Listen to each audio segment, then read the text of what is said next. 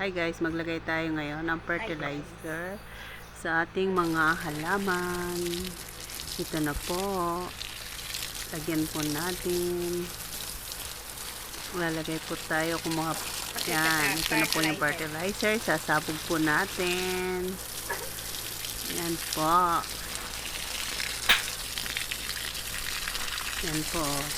Ganyan po pag naglagay ng fertilizer. Kailangan kalat-kalat para hindi masunog ang ating mga damo. Ilan na ito ni Gary? Yan.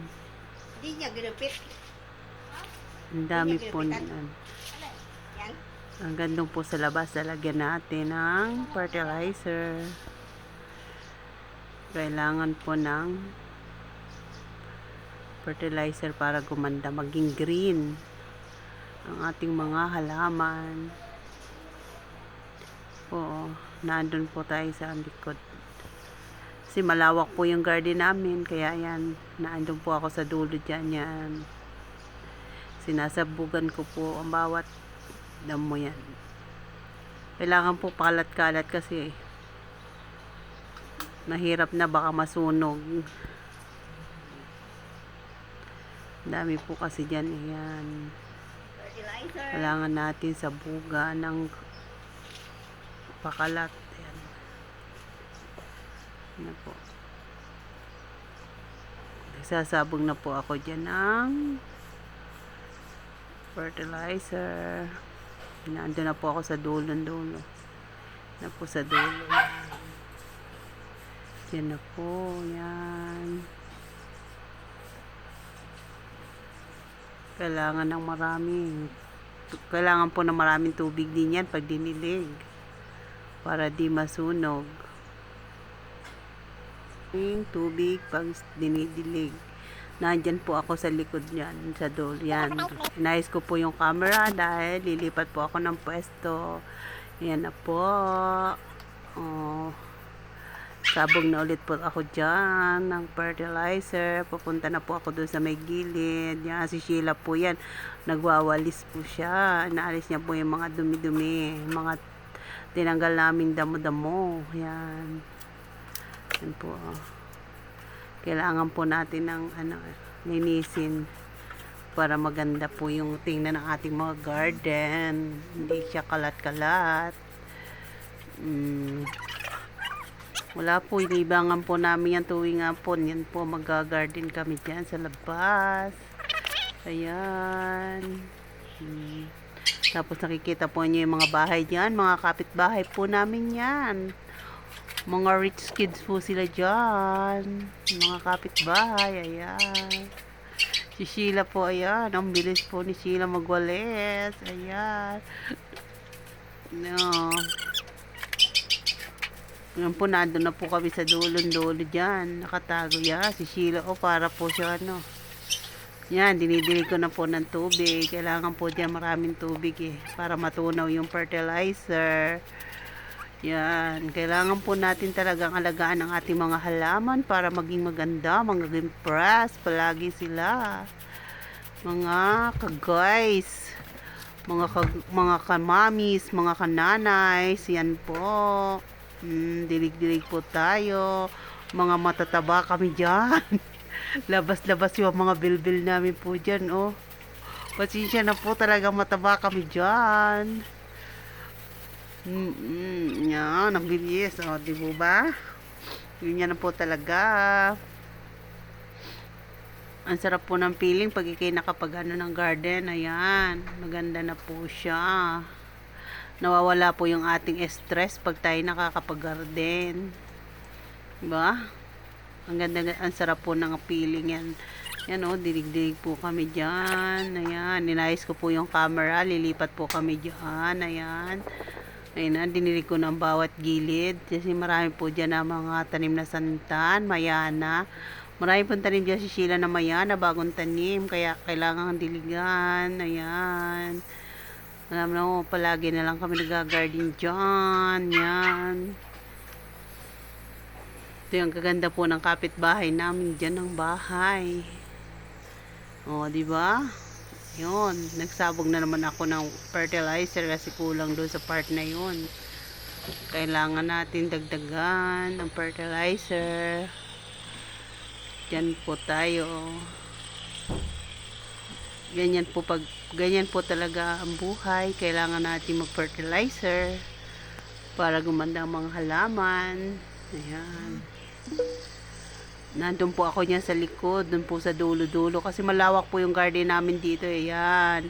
Doon na po ako sa likod dyan. Doon na po ako naglalagay ng nagdidilig. Nilalagyan ko po ng fertilizer habang nagbubuhos po ako nagdidilig ako. Nilalagyan ko yung mga part na wala pang fertilizer. Ayan. Ayan na naman po si Leia Manalo Channel. Nagdilig na naman. Oh, di ba? Oh, kaya po yan. Kaya po subscribe nyo ang aking channel. Don't forget to subscribe. Leia Manalo Channel. Yan na po. Nandun po ako dyan sa dulo-dulo. Kasi nasa dulo na po ako dyan eh. Kasi malaw yan. No? Malawak po kasi yung garden namin dyan eh. Maraming ano. Yung camera hindi po umabot eh. Nandiyan na po ako. Yan. Yan na po. Nagdidilig po ako. Kailangan basang-basa po yan dahil nang masusunog po siya. Nandun po ako sa gilid doon. Binabasa ko po ng todo yung mga gilid-gilid dyan dahil nilagyan ko ng maraming fertilizer. Yan na po. Yan po. Nandun po ako sa dulo. Oh, di ba? Kailangan po natin talaga magdilig palagi para maging fresh ang ating mga halaman. Huwag po natin babayaan ang ating mga halaman ngayon kasi tag-init ngayon eh. Kailangan sagana sa tubig. No, yan na po. Diba? Sarap ng feeling pag nakapagdilig ka ng halaman. Ayan. You know, pasensya na po at talagang tumataba na ang mga tao dito sa amin. Bye-bye.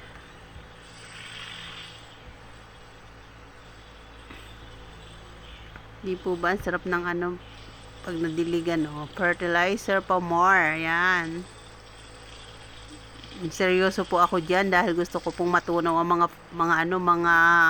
mga fertilizer, mga abono dyan na nilagay ko. Kailangan matunaw yan. Nakatalikod ako dyan dahil nang tinabasa ko ng todo ang lupa. Yan.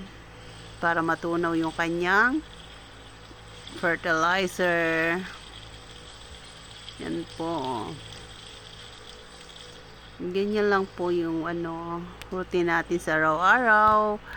Magdilig, maglinis ng pagkain ng aso, yan.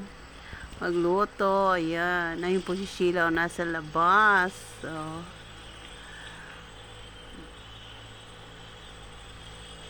yan na po si Leia, yan, no. Yan na, nandun ako sa dulo dyan, yan. Lumipat na ako ng pwesto doon sa dulo, yan. Natatago na ako sa may puno ng suha. Yan doon, yan. Yan dinilig ko na ng todo, basang-basa, yan. Okay, bye-bye.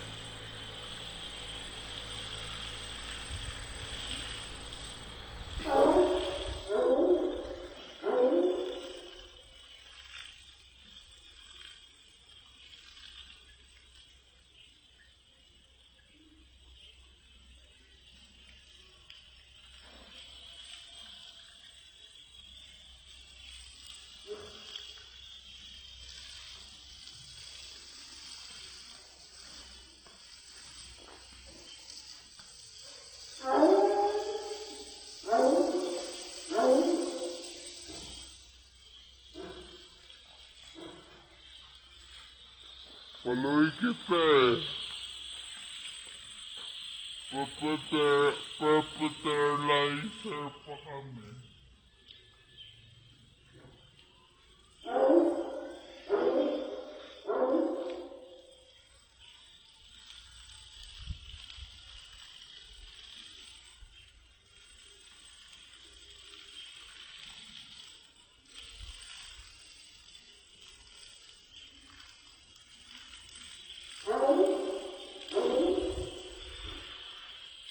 Para maganda patabasan to kay Journey para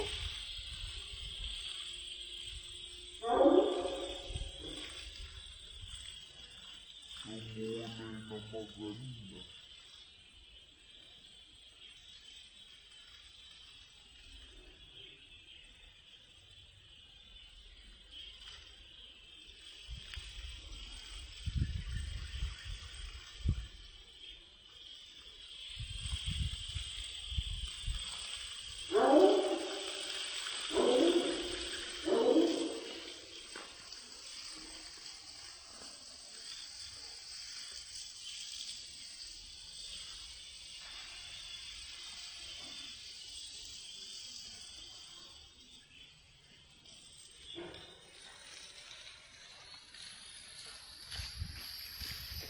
Fertilizer.